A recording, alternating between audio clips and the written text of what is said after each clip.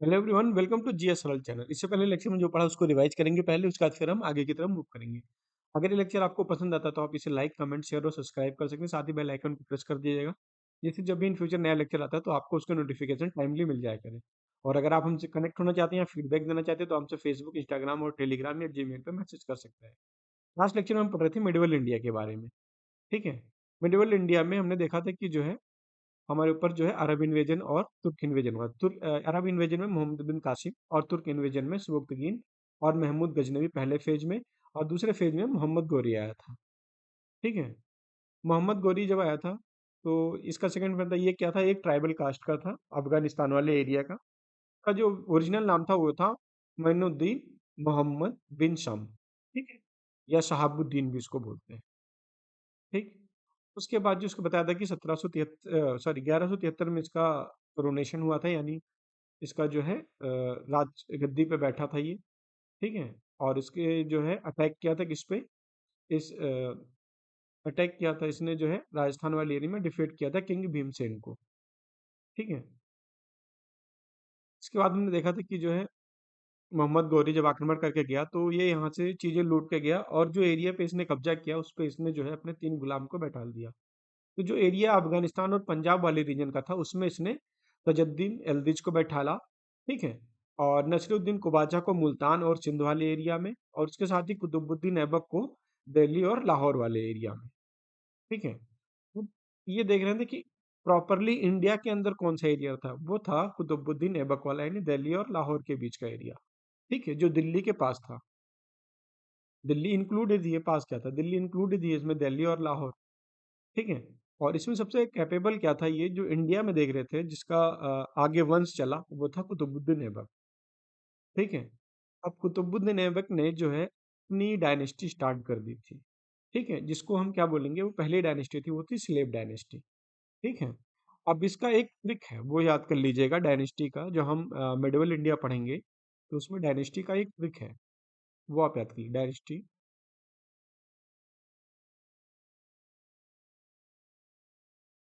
ठीक है।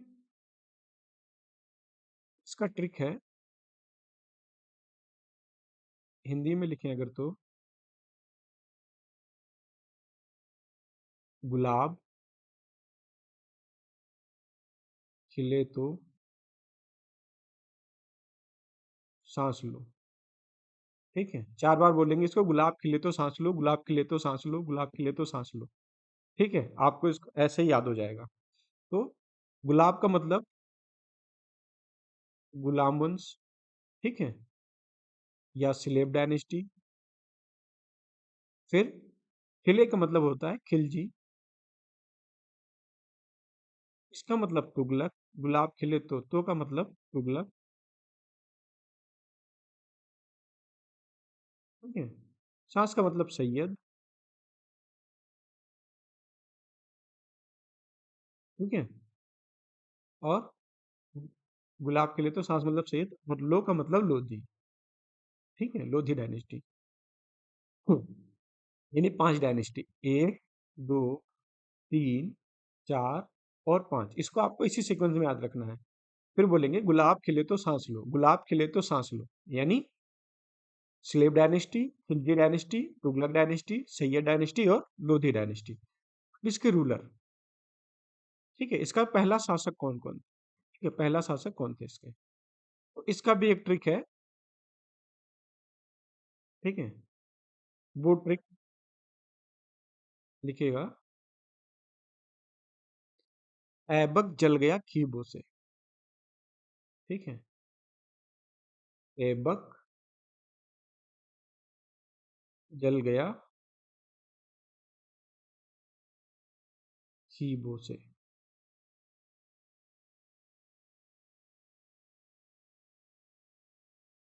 ठीक है। से का मतलब कुछ नहीं, ऐबक जल गया खीबों से। ठीक है।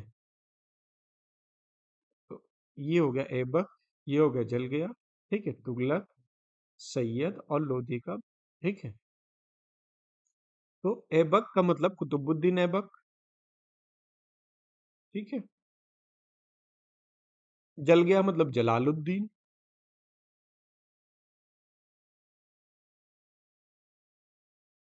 ठीक है। गया का मतलब घियासुद्दीन।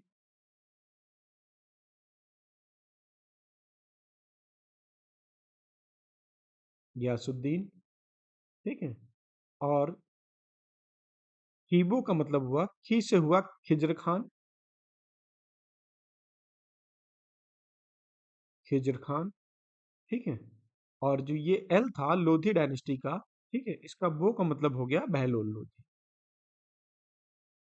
बहलोल लोधी। ठीक है। अब आप इसके याद रखेंगे डायनेस्टी क्या था, गुलाब खिले तो सांस लो, बोलो 4 बार, गुलाब खिले तो सांस लो। यानी गुलाब का मतलब गुलाम वंश, खिले का मतलब खिलजी, तो का मतलब तुगलक, सास का मतलब सैयद, और लो का मतलब लोधी।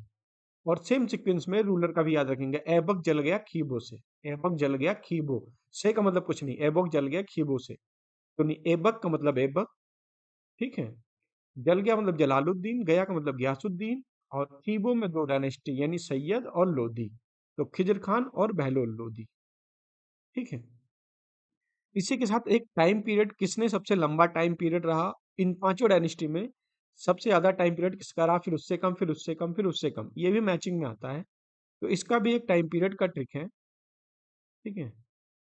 तो यहाँ पे टाइम पीरियड का लिखिएगा। Time period. ठीक है। तो टाइम पीरियड का है तुगलक। ठीक है। सखी। ता का मतलब कुछ नहीं, ठीक है। तुगलक सखी या तुगल सखी ऐसे याद रख सकते हैं। तो सबसे ज्यादा टाइम पीरियड किसका था, जो सबसे ज्यादा जिसने रूल किया वो था आपका तुगलक। ठीक है। उसके बाद गुलाम वंश आया। ठीक है। सबसे ज्यादा किसने रूल किया, वो तुगलक डायनेस्टी ने किया। ठीक है। उसके बाद सेकंड पे गुलाम डायनेस्टी। ठीक है। फिर लोधी डायनेस्टी ने, और लोधी के बाद फिर सैयद। ठीक है। और सैयद के बाद फिर खिलजी डायनेस्टी ने रूल किया। तो अगर सीक्वेंस पूछता है ना, ये तीन चीज आपको रटना है, तुगलक सखी। ठीक है। तुगल सखी या तुगलक सखी, इसका मतलब कुछ नहीं। ठीक है। तुगल सखी, इसका मतलब तुगलक, गुलाम वंश, फिर लोधी डायनेस्टी, फिर सैयद, और फिर खिलजी डायनेस्टी। तो ये टाइम पीरियड के सीक्वेंस में। ठीक है। और ये हो गया आपका डायनेस्टी सीक्वेंस में। एबक यानी रूलर सीक्वेंस में ये हो गया आपका। ठीक है। तो अब हम देखेंगे, इतना अगर आप याद कर लेंगे ना, तो आपका जो है मिडवल इंडिया का वन लाइनर क्वेश्चन जो आता है वो मैक्सिमम यही पूछता, तो वो आपका यहाँ से हो जाएगा। ठीक है। अब हम स्टार्ट करेंगे गुलाम से, यानी गुलाम यानी स्लेव डायनेस्टी, फिर खिलजी, फिर तुगलक, फिर सैयद, फिर लोधी। अब आप डालेंगे, पहला हेडिंग क्या होगा आपका, पहला होगा आपका स्लेव डायनेस्टी।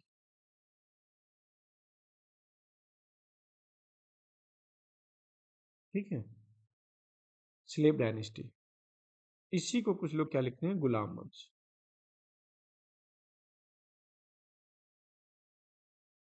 ठीक।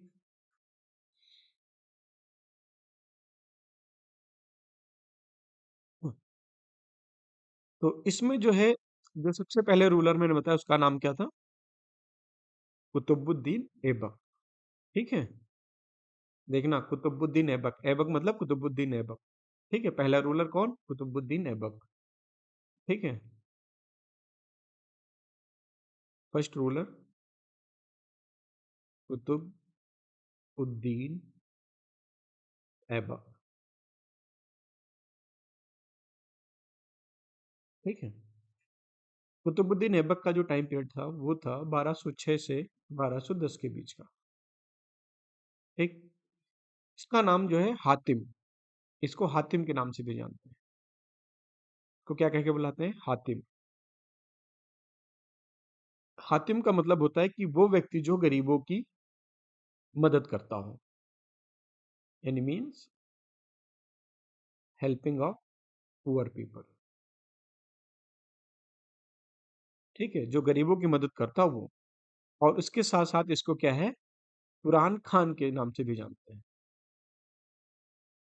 कुरान खान। कुरान खान इसलिए कहते थे क्योंकि इसको कुरान रटा रटा हुआ है। ठीक है। जो कुरान था वो इसने लर्न कर रखा था। और उसके साथ ही जो है, इसको लाख बख्श भी बोलते थे। लाख बख्श। लाख बख्श इसलिए क्योंकि इसने जो है ना बहुत सारे चैरिटी किया था, बहुत सारे पैसे लाखों रुपए ये दान में देता था, इसलिए इसको लाख बख्श, यानी जो लाखों रुपए देता हो उसको हम क्या बोलते हैं, लाख बख्श, गिवर ऑफ लाख्स। ठीक है। यानी ये क्या था, ये चैरिटेबल किंग था, चैरिटी बहुत करता था।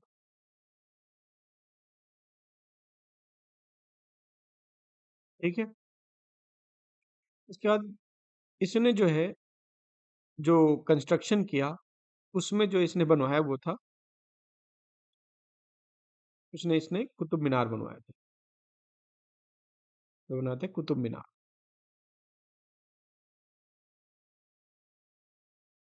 ठीक है। हम्म, इसने कुतुब मीनार बनवाया था। अब इन इसके जो गुरु थे, ख्वाजा बख्तियार, यानी ख्वाजा कुतुबुद्दीन बख्तियार काकी, किसकी मेमोरी में उसने बनवाया था, मेमोरी ऑफ,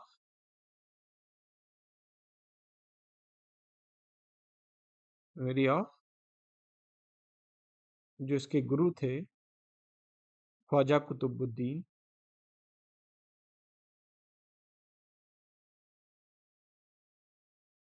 कुतुबुद्दीन बख्तियार काकी। बख्तियार काकी की याद में इसने क्या बनवाया था, इसने बनवाया था कुतुब मीनार। ठीक है। जिसको बाद में रिकंस्ट्रक्ट किसने किया था, वो किया था इल्तुतमिश ने, और फिरोज शाह ने भी उसमें जो है बाद में कंस्ट्रक्शन कराया था कुतुब मीनार में। वो आपको आगे लिखवा दूंगा एक जगह पे, उसकी टेंशन लेने की जरूरत नहीं है। ठीक है। और इसने बनवाया था 2.5 दिन का झोपड़ा। ये क्वेश्चन आया भी है लास्ट टाइम पे, 2.5 दिन का झोपड़ा, 2.5 दिन का झोपड़ा। ठीक है, इसको भी इसने बनवाया था। और ये क्या है, ये मस्जिद है अजमेर में, मस्जिद है वहाँ पे अजमेर में। ठीक है, अजमेर राजस्थान। और ये जो था, जो 2.5 दिन का झोपड़ा बनवाया था, नहीं, ये पहले संस्कृत स्कूल था ये। प्रीवियसली क्या था, ये था संस्कृत स्कूल। ठीक है, तो उस संस्कृत स्कूल को तोड़ के इसने जो है वो 2.5 दिन का झोपड़ा बनवाया। ठीक है। और इसी का कैप्टन था, जिसका नाम था बख्तियार खिलजी। इसका कैप्टन कौन था, कैप्टन था इसका बख्तियार,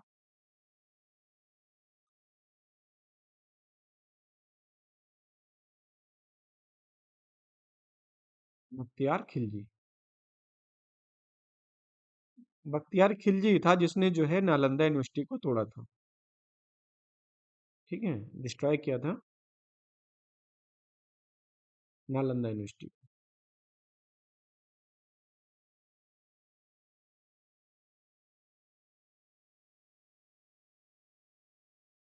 ठीक है। ठीक है, साथ ही इसने जो है कुव्वतुल इस्लाम मस्जिद भी बनवाया। ठीक है, कुव्वत उल इस्लाम मस्जिद बनाया, इसका नाम था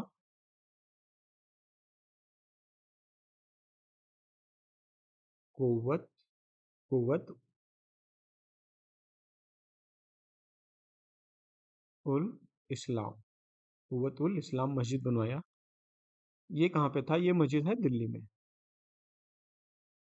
ठीक है, दिल्ली में मस्जिद बनाया, जिसका जो गेट था, इस मस्जिद का गेट, ठीक है, उस गेट को बनवाया था अलाउद्दीन खिलजी ने, जिसका नाम था अलाई दरवाजा, अलाई दरवाजा, जिसको बनवाया था अलाउद्दीन खिलजी ने। ठीक है। और जो आपको संस्कृत मंदिर बता रहा था ना, ये जो ये संस्कृत मंदिर था, इसका जो एविडेंस मिलता है वो हरकेली का बुक आपको बताया था ना, तो उनके बुक में इसका मेंशन मिलता है, हरकेली के बुक। ठीक है, इससे पहले आपको पढ़ाया है हरकेली, हरकेली बुक। ठीक है, तो इससे और इसके बाद जो है इसका जो डेथ हुआ, वो डेथ हुआ 1210 ईस्वी में। डाइड इन 1210 ईस्वी में। ठीक है, जब ये जो है पोलो खेल रहा था। पोलो क्या होता है, एक गेम होता है, इसे चौगन इसको बोलते हैं। पहले घोड़े पे सवार होके जो पोलो गेम खेलते हैं ना, घोड़े पे और फिर बॉल को मारते हैं, उस तरीके का गेम था। और उससे गिरकर ये जो है इसकी डेथ हो गई। तो इसकी डेथ हुई 1210 ईस्वी में। ठीक है, एडी, वाइल प्लेइंग चौगन।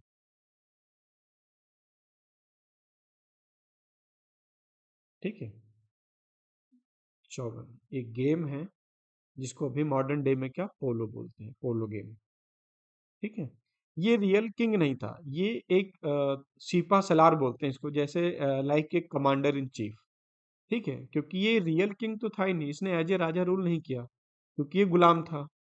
ठीक है, तो इसमें लिख लेना कि not a real king, not a real king. और इसने जो वर्क किया वो एज ए सिपा सलार काम किया, सिपा सलार। ठीक है, कमांडर इन चीफ जिसको बोलते हैं।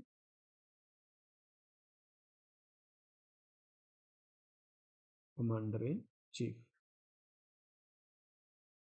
ठीक है, और इसके नाम से मतलब खुतबा कभी इशू नहीं हुआ। खुतबा का मतलब होता है एक रॉयल फरमान होता है, जिसका मतलब होता है कि ये जो है सुल्तान है। ठीक है, मुस्लिम जो रिलीजियस लीडर होते थे उनके नाम से खुतबा इशू करते थे। ठीक है, तो खुतबा इसके नाम से कभी भी इशू नहीं हुआ। तो लिख लेना कि खुतबा was never issued in his name. ठीक है, तो इस वजह से ये रियल सुल्तान नहीं था।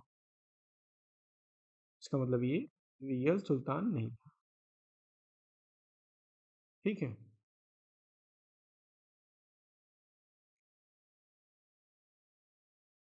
इसके बाद जो है इसके टाइम पीरियड में जो पोएट थे, लेखक थे, राइटर, उनमें फेमस है मिनहाजुद्दीन सिराज। मिनहाजुद्दीन सिराज जो राइटर है इसके टाइम पे, उसमें थे एक मिनहाज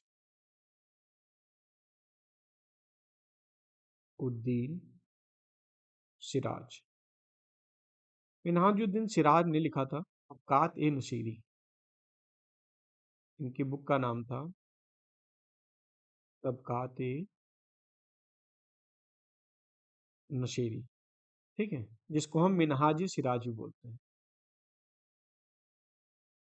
इसको क्या बोलते हैं, मिनहाज ए सिराज। ठीक है, और जो ये बुक है, इस बुक में जो है जो अटैक किया था बिहार में, किसने, इख्तियार खिलजी ने, उसके बारे में इसमें इंफॉर्मेशन है। इंफॉर्मेशन किसके बारे में, attack on Bihar by Bakhtiyar Khilji. ठीक है, अटैक ऑन बिहार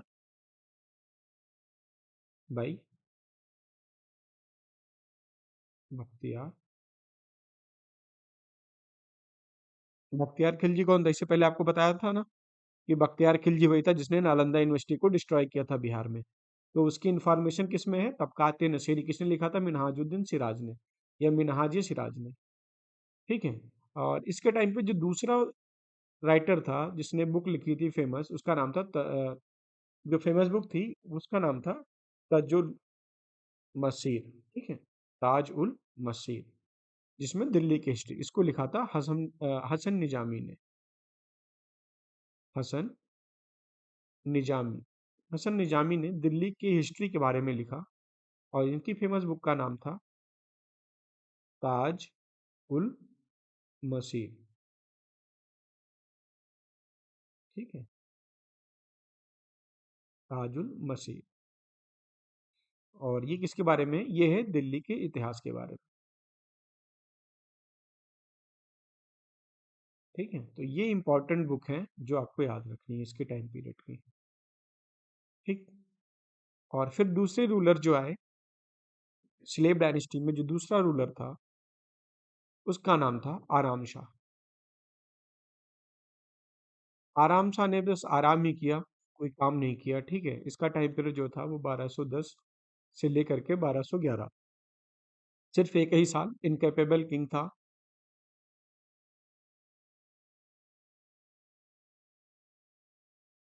ठीक है, और ये इसका था, कुतुबुद्दीन ऐबक का लड़का था।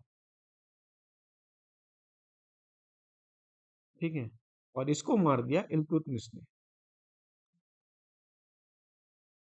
Killed by Iltutmish. ठीक है, जो दामाद था किसका, कुतुबुद्दीन ऐबक का दामाद था इल्तुतमिश, किल्ड बाई इल्तुतमिश, यानी son in law of Aibak. Qutbuddin Aibak का दामाद था, उसने मार दिया, यानी जीजा ने अपने साले को मार दिया। किसके चक्कर में, राज के चक्कर में। ठीक है, तो इसके जस्ट बाद अब कौन आएगा, अगर मार दिया इल्तुतमिश ने तो अब अगला जो रूलर आएगा वो होगा इल्तुतमिश। ठीक है, नेक्स्ट रूलर इल्तुतमिश।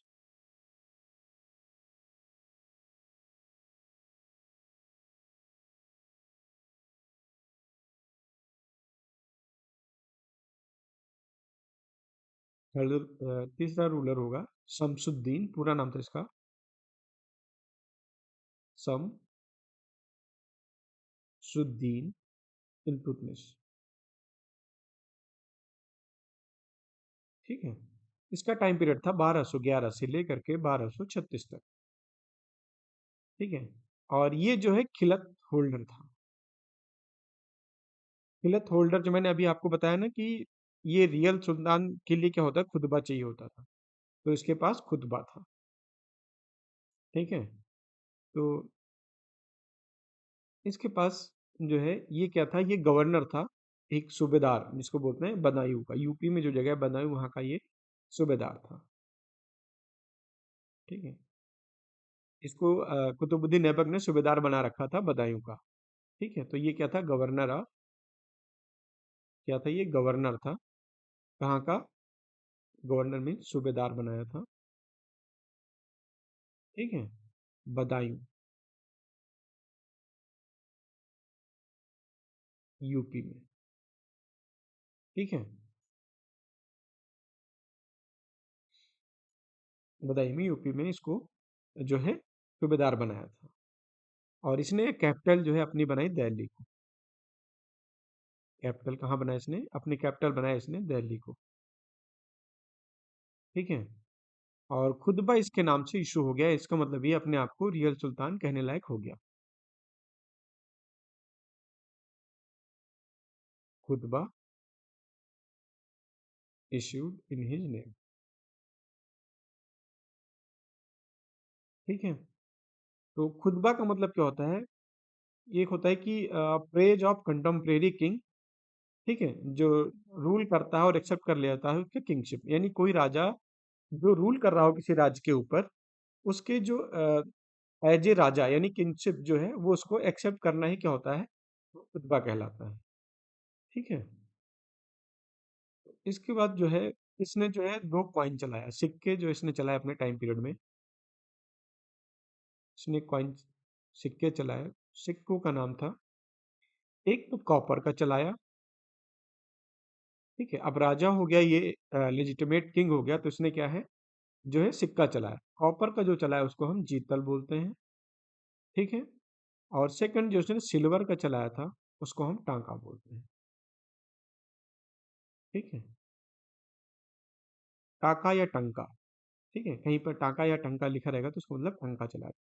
जीतल, जो कॉपर का था उसको हम जीतल बोलते थे, सिल्वर का था उसको हम टंका बोलते थे। ठीक है, याद तो मैंने ऐसे रखा जैसे जीतल वैसे पीतल, पीतल लगभग कॉपर जैसे दिखता, तो ऐसे याद कर लिया था मैंने। ठीक है, बाकी इसमें कुछ भी नहीं है। और उसके बाद में इसी के टाइम पे जो है इसके, अब जैसे जो आपको बताया था ना कि कुतुबुद्दीन ऐबक के साथ और भी आए थे, जैसे अफगानिस्तान वाले एरिया का स्लेव था ताजुद्दीन एल्दिज। ठीक है, तो उसके साथ भी तो वो भी तो कब्जा करना चाहेंगे, अपना एरिया बढ़ाना चाहेंगे। तो उसने भी अटैक किया था शमसुद्दीन इल्तुतमिश के ऊपर, दिल्ली वाले एरिया में। तो इसके टाइम पे 1215 में भी जो है 1215 एडी में इसका बैटल हुआ। 1215 में ये बैटल हुआ तराइन का। ठीक है, तराइन का थर्ड बैटल हुआ। थर्ड बैटल तराइन का जो हुआ वो हुआ इल्तुतमिश और ताज उल दीन इल्दिज के बीच में। इल्तुतमिश एंड ताज अल दिन इल्दिज। ठीक है, ये आपको इससे पहले बताया था, जो आपको बता बता रहा था ना, इससे पहले भी पढ़ाया आपको। तो एक बार रिवाइज करते रहेगा तो चीजें आप भूलेंगे नहीं। ठीक है, जैसे आपको बताया था ना, तीन स्लेब आए थे उसके, ये ताजुद्दीन इल्दिज, ठीक है, जो अफगानिस्तान और पंजाब वाले एरिया में था। तो इसने भी जो है बढ़ना चाहा और इल्तुतमिश के ऊपर अटैक किया। तो इल्तुतमिश ने जो है उसके साथ जो है युद्ध लड़ा और वो जीत गया। ठीक है, तो इसी को हम बोलते हैं थर्ड बैटल ऑफ तराइन। और इससे भी पहले दो बैटल, यानी तराइन के दो बैटल हो गए हैं। ठीक है, उन दोनों बैटल को आप याद रखना किसके किसके बीच में हुआ है। जो पहला बैटल हुआ था तराइन का, वो था पृथ्वीराज चौहान और गौरी के बीच में। और दूसरा भी तराइन का युद्ध हुआ था, वो भी बैट जो हुआ था वो पृथ्वीराज और चौहान, सॉरी, जो दूसरा तराइन का हुआ था वो भी पृथ्वीराज चौहान और मोहम्मद गौरी के बीच में हुआ था। ठीक है, पहले में वो पृथ्वीराज चौहान जीत गया था, और जो सेकंड बैटल ऑफ तराइन हुआ था उसमें मोहम्मद गौरी जीत गया था, पृथ्वीराज चौहान हार गए थे। क्यों? क्योंकि उसमें जयचंद ने हेल्प किया था। ठीक है, और फाइनली जैसे इसका बैटल हुआ इल्तुतमिश के साथ, और ये जो है रिकॉग्नाइज किया जाने लगा एज ए सुल्तान। ठीक है, जो खलीफा थे उसने इसको लेजिटिमेट जो है किंग बना दिया, सुल्तान बना दिया। ठीक है, तो फाइनली इसके बाद क्या हुआ, ये रिगार्डेड या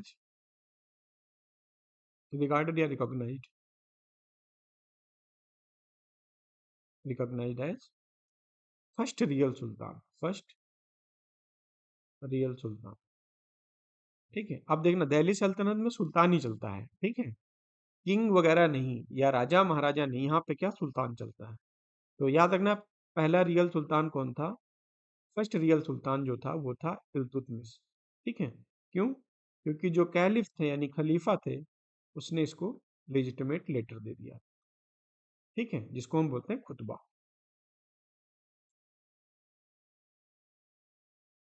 इसने जो है इसी के टाइम पे क्या हुआ, इंडिया में, ठीक है, जब ये रूल कर रहा था, ठीक है, दिल्ली वाले एरिया में, तभी इसी टाइम पे जो है यहाँ पे एक मंगोल लीडर था, यहाँ पे चंगेज खान का रूल। ठीक है, तो चंगेज खान के वहां से जो है एक कह सकते हो कि चंगेज खान का दुश्मन था, जिसका नाम था ख्वारिज्म। ठीक है, ख्वारिज्म शाह, या जिसको जलालुद्दीन के नाम से भी जानते हैं, उसको, उसकी लड़ाई जो है वो चंगेज खान के साथ हो गई। चंगेज खान जो है बहुत ही ब्रेव कह सकते हो, उस टाइम का किंग था, राजा था। ठीक है, और उससे ज़्यादा कैपेबल कोई था नहीं उस एरिया में। तो उस टाइम पे क्या हुआ, चंगेज खान जो है वो ख्वारिज्म को जो है चेज करते हुए आ रहा था, इधर से पीछा करते हुए, क्योंकि ख्वारिज्म यहाँ से भागा था दिल्ली की तरफ। उस टाइम जो है जो इल्तुतमिश था उसने जो है ख्वारिज्म को अपने यहाँ शरण देने से मना कर दिया। तो इससे क्या मतलब, इससे क्या हुआ कि जो है ये जो चंगेज खान के रैथ से या आक्रमण से जो है इसने दिल्ली को बचा लिया। ठीक है, तो ये भी हो सकता है कि चंगेज खान ने, सबसे पहले क्वेश्चन बन सकता है किसके ऊपर आक्रमण किया, तो दिल्ली सल्तनत में उस टाइम पे कौन किंग था, तो शमसुद्दीन इल्तुतमिश था। ठीक है, और चंगेज खान क्यों दिल्ली पे आक्रमण कर देता है, या किसकी वजह से वो दिल्ली की तरफ आया था, तो इसलिए क्योंकि उस टाइम पे एक जो है वहाँ का किंग ख्वारिज्म था, ख्वारिज्म शाह, जिसके साथ जो है चंगेज खान की लड़ाई हो रही थी। वो शेल्टर के लिए, यानी एज ए रिफ्यूजी भाग करके दिल्ली की तरफ आया था, लेकिन इसको जो है इल्तुतमिश ने मना कर दिया था। ठीक है, तो लेकिन ना ही सेव, ही कौन, ये है इल्तुतमिश। ही save Delhi sultanate from the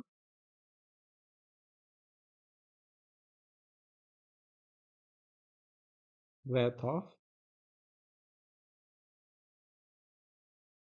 Genghis Khan.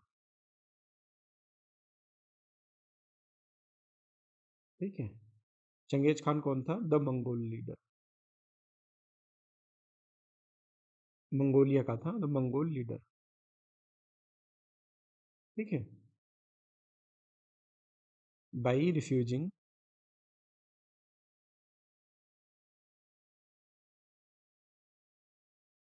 Shelter to Khwarazm, shelter to shelter to Khwarazm.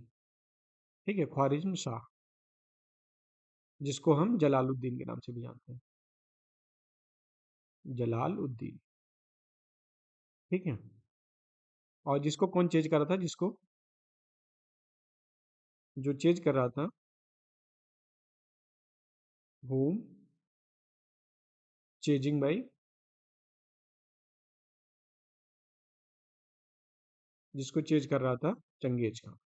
ठीक है, whom chasing by Genghis Khan. ठीक है, इसको आप अपने लैंग्वेज में भी लिख लीजिएगा, समझ में तो आ ही गया होगा आपको। ठीक है, जैसे भी आपको सही लगे उस हिसाब से आप लिख लेना। ये पहला राजा था जिसने जो है टॉम्ब बनाना स्टार्ट किया। ठीक है, टॉम्ब यानी गुम्बद, डोम शेप। तो इसने स्टार्ट किया जो आर्किटेक्चर में, इसने जो है डोम स्टार्ट किया मेकिंग, डोम बनाना स्टार्ट किया, started making dome shape structure. ठीक है, डोम क्या होता है? ये टॉम, या जिसको हम मौसोलियम भी बोलते हैं।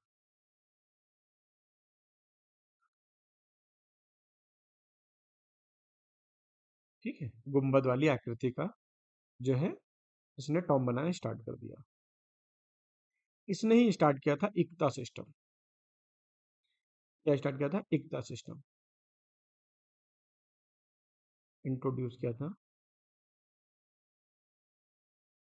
इक्ता सिस्टम। ठीक है, ये क्वेश्चन सीधे ही पूछता है इक्ता सिस्टम किसने स्टार्ट किया था। ठीक है, तो इक्ता सिस्टम स्टार्ट किया था इल्तुतमिश ने। इक्ता सिस्टम क्या था? इक्ता सिस्टम, इक्ता मतलब था, जो इक्ता का मतलब होता है, इक्ता सिस्टम ये था लैंड होल्डर। ठीक है, यानी कितना आप जो है काम करते हो ना सैलरी के बेसिस पे, जैसे आप इनके यहाँ पे कुछ काम करते हो, सैनिक हुए या जो भी हैं, तो ये सैलरी नहीं देता था, सैलरी की जगह पे ये जमीन दे देता था। ठीक है, तो एक कितना का मतलब सिंपल लैंग्वेज में से समझें कि give land in place of salary. ठीक है, तो यानी कैश देने की बजाय ये क्या करता था? जमीन दे देता था, उस पे आप खेती करो और अपना आराम से जो है, जो खेती होता है उस पे जो भी अनाज उगता है वो आप अपने काम में यूज करो। ठीक है, यानी सरकारी जमीन ये दे देता था। ठीक है, तो इसका जो है एकदम अगर समझा जाए तो ये जैसे सातवाहना टाइम पे आपको फ्यूडलिज्म पढ़ाया था, फ्यूडल यानी सामंतवाद। ठीक है, एकदम ये उसी के सिमिलर था। तो अगर पूछा भी जाता है एकता किसके सिमिलर था, तो एकता सिमिलर था किसके? फ्यूडलिज्म के सिमिलर था। फ्यूडलिज्म में भी क्या होता था? उसमें जो है जो सामंत होते थे उनको जमीन दे दिया जाता था। ठीक है, किस टाइम की बात? सातवाहना, जो सातवाहन वंश पढ़ा रहा था तो आपको, सातवाहन टाइम पे जो फ्यूडलिज्म सामंतवाद था स्टार्ट हुआ था, सेम उसी के सिमिलर था। ठीक है, और जो एकता के बाद आता था मुक्ति, एकता के बाद मुक्ति। मुक्ति का मतलब होता था कि जो लार्जर एकता होल्डर था, ठीक है, उसको हम बोलते हैं मुक्ति। मुक्ति क्या मतलब? लार्जर एकता होल्डर, जो बहुत ज्यादा जमीन रखता था उसको हम क्या बोलते थे? मतलब कई सारे एकता होते थे, वो क्या बोलते थे उसको? मुक्ति। ठीक है, यानी लार्जर इक्ता होल्डर। ठीक है। इसने जो है अपने जैसे देखा कि दुश्मन बहुत सारे हैं, तो जैसे आज की डेट में क्या होता है, मिनिस्टर बनाए जाते हैं। ठीक है, बॉडीगार्ड टाइप में बहुत सारी चीज़ें रखी जाती हैं मैनेज करने के लिए। ऐसे ही इसने जो है 40 लोगों का एक बॉडीगार्ड बनाया। ठीक है, जिसको हम बोलते हैं चहलगानी। ठीक है, चहलगामी, चहलगानी या चालीसा। तो इसने सेटअप किया 40 लोगों का एक ग्रुप, रॉयल बॉडीगार्ड। इसने क्या किया, सेटअप किया एक group of royal bodyguard, group of 40 royal bodyguard, 40 royal bodyguard. ठीक है, जो इसी की सुनेंगे, इसी के साथ रहेंगे, चूज करके। ठीक है, जो ऑफिशियल नोबल थे उनको चूज किया इसने। जो ऑफिशियल नोबल थे, ऑफिशियल नोबल। ठीक है, जिसको हम जाने जाते हैं वो, जिसको हम जानते हैं चहलगानी या चालीसा। चहलगानी या चालीसा। ठीक है, तो अगर क्वेश्चन पूछता है चालीसा क्या है, तो चालीसा क्या था, ये सेट ऑफ 40 रॉयल बॉडीगार्ड। ठीक है, जिसको किसने सेटअप किया था, इसको सेटअप किया था इल्तुतमिश ने। ठीक है, बाद में जो चहलगानी के, देखो भाई, अगर कोई राजा है, ठीक है, उसके आसपास जो मेन मेन लोग रहेंगे, वही आगे चल के क्या है ना, कि अब राजा की कमी जान जाएंगे, तो कहीं ना कहीं वो राजा को अपने कह सकते हो अपने अकॉर्डिंग तोड़ना मोड़ना स्टार्ट करेंगे। और अगर वो 40 मिल जाते हैं एक टाइम के बाद, तो वो क्या कर सकते हैं, वो जो चाहे उसको राजा बना सकते हैं। ठीक है, तो ऐसे ही लेटर में क्या हुआ, ये जो मेंबर थे चहलगानी के, वो किंग मेकर बन गए। Letter,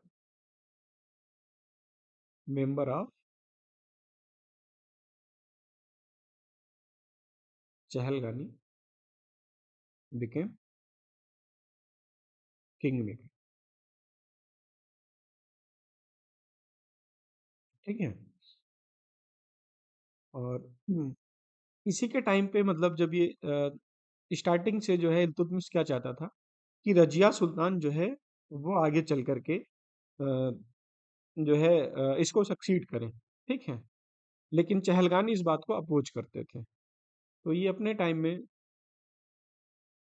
during his time period, ये क्या चाहता था, ये चाहता था कि रजिया इसको सक्सीड करे।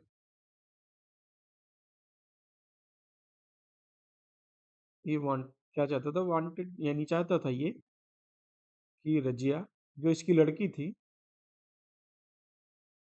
सक्सीड है,